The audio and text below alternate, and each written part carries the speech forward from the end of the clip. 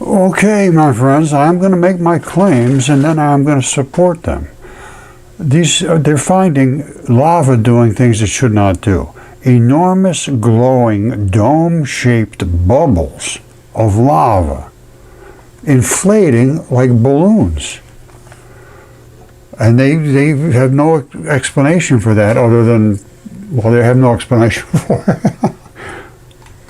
All right, so you should come up and watch this whole video. It's about 15 strange lava anomalies. And they say nobody can understand them. Well, I think we will understand them by the time we're done here. And this is by Top 5's 3.11 million subscribers. I think the guy's name is Josh. And I'm just going to clip into little clips here and there to show these anomalies. Now again, this is from Top 5's. They have over 3 million subscribers. Lava behaving in ways nobody understands. Well, I do understand them, and you will in a moment. All right, let's get started. Okay, my wonderful friends. I have just been sent this by a friend, Ancient Astronauts, on Facebook, and it's lava doing things that shouldn't be possible. They're blowing bubbles and all kinds of crazy things. There's 15 things that they show that volcanoes are doing that just don't make any sense. Well, they make sense to me. And the reason is because I'm going to tell you right now, straight up, the entire Earth is made of biology. And that biology is not just random biology. These are gigantic creatures. And the creatures' bodies are decomposing, causing volcanoes. And the bubble ones are decomposing from lungs, which have a ton of air in them.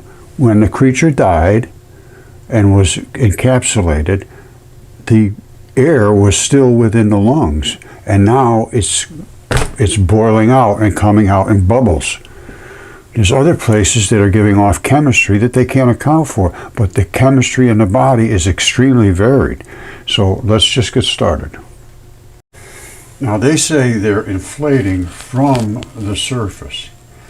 That, I believe, is not true. I believe those bubbles are built in way deep down where the magma is beginning to liquefy.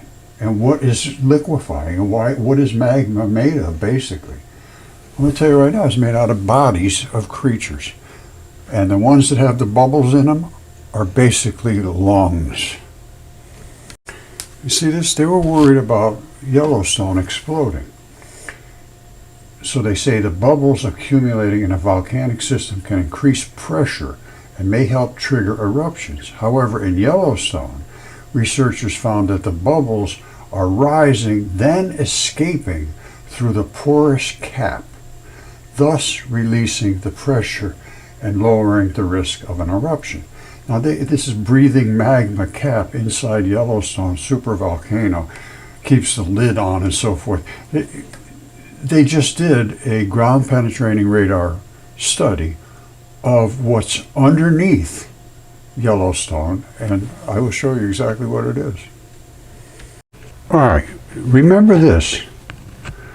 Yellowstone caldera is one of the largest volcanic systems on Earth, and the progression of basaltic rhyolitic melt storage at Yellowstone caldera. They were afraid this thing was going to just explode, but they have found that the pressure is being relieved through these calderas, which are just bubbling like crazy. Okay, it's continuing to decompose, which is the biology underneath, and they have a new hydrothermal feature near Tree Island. It just all of a sudden popped open, and this is another hot springs area. The thing is covered with what they call myriad number of hot springs, releasing the thermal pressure Anytime you have something increase in temperature, thermal and boiling, it'll explode eventually. That's what volcanoes are made of. The ones that are stratovolcanoes, which means they point straight up in the air, they had one pressure point relieving. This has everywhere. They're all over the place. So it's not as devastating as a strato. If this was a strato, we'd lose half the country.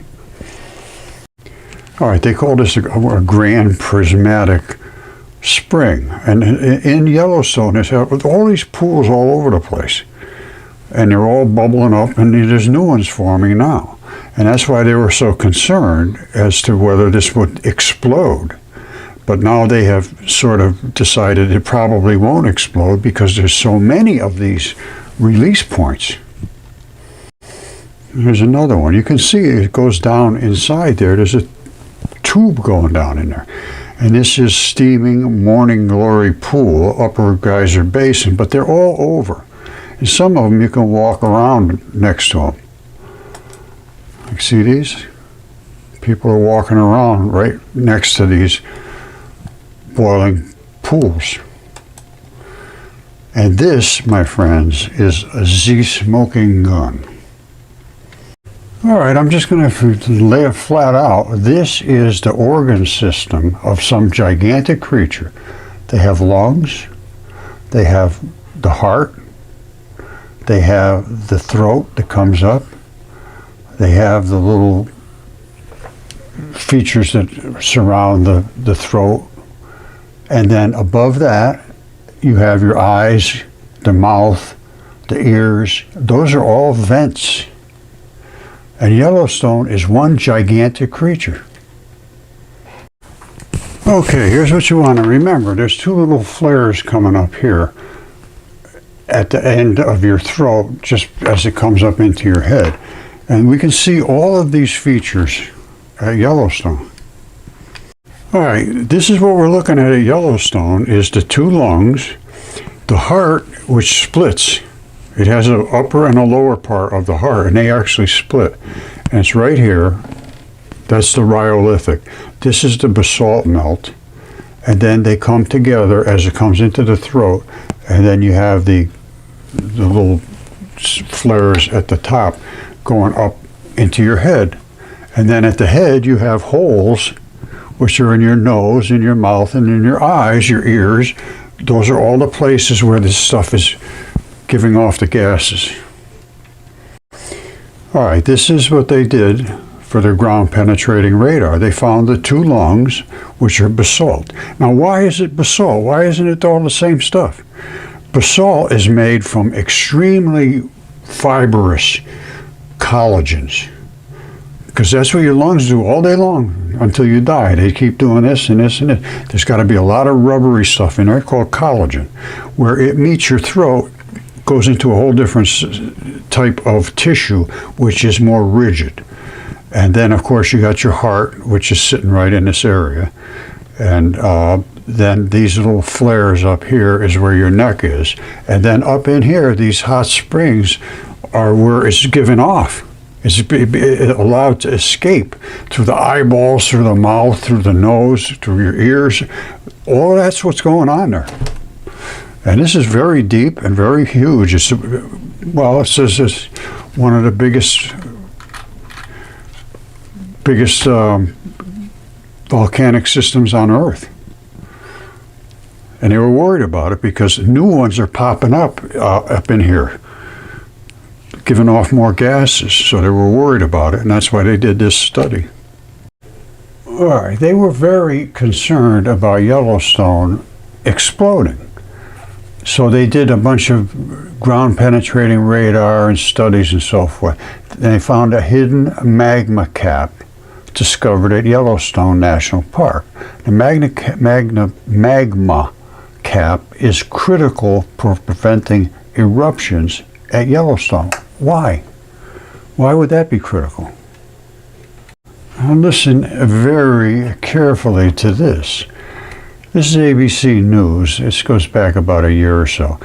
Data from seismic imaging, advanced computer modeling indicates that the magma reservoir There's a huge magma underneath Yellowstone is actively releasing gas and remains in a stable state. The system was described by Schmandt as steady breathing, with the bubbles rising and releasing through the porous rock of the magma cap.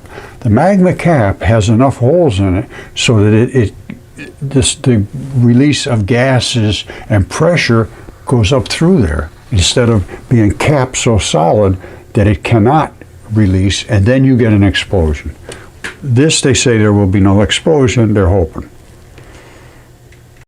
This is more about the myriad hydrothermal features at Yellowstone. They're everywhere. And what does that mean? They're releasing pressure and temperature. Anytime you have an increase in temperature that's confined and cannot be released, you're going to get sooner or later it's going to pop.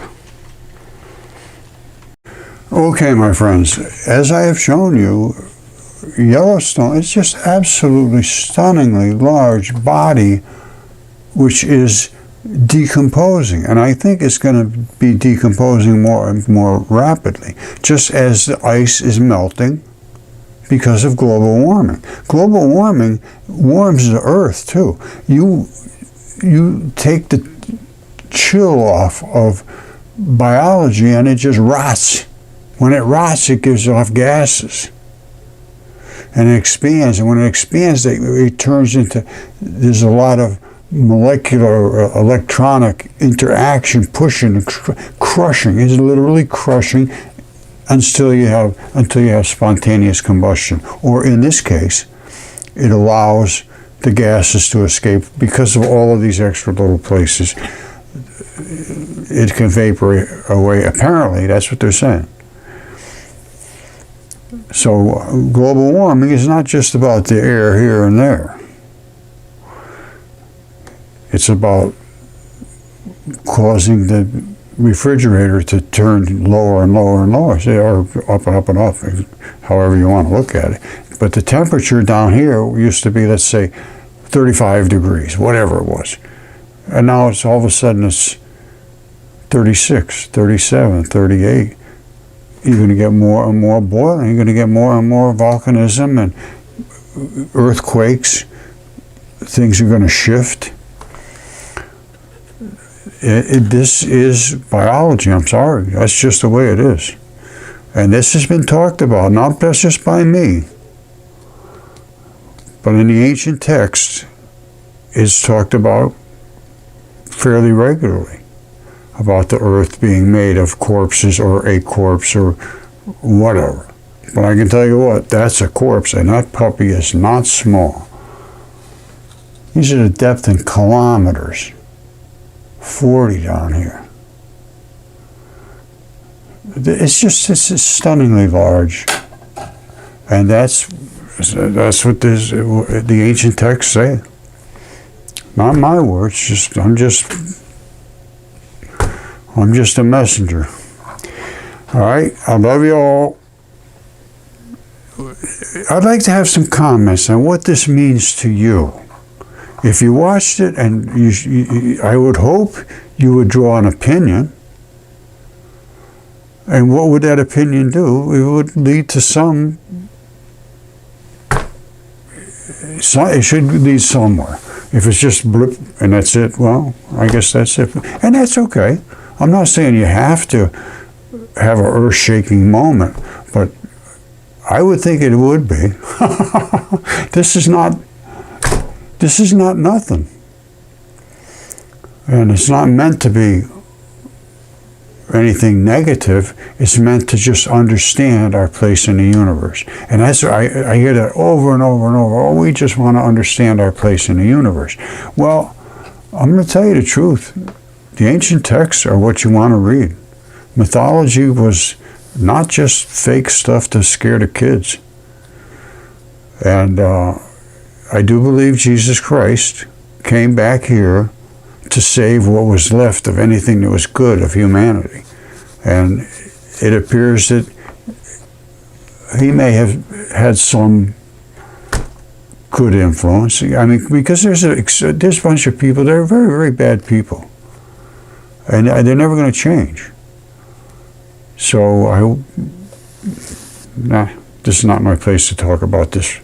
This, to me, is biology, and this supports the ancient texts, which give me a vision of the universe that changes my whole way of thinking about the universe. I think I now understand, and I believe it's Gnosticism, Gnostic text, thinking, the logos, the power of reasoning and thinking, and making a reasonable conclusion on your own, not by somebody reading you something, telling you something. That is absolute nonsense. They haven't been told something and being forced to repeat it, or they fail you. That's insanity. And that was devised by the people who want to keep other people under their thumb, as far as I can determine. And it's worked very, very well. But I love you all, and happy Memorial Day. All right, I love you. Thank you. Have a sterling day. Bye.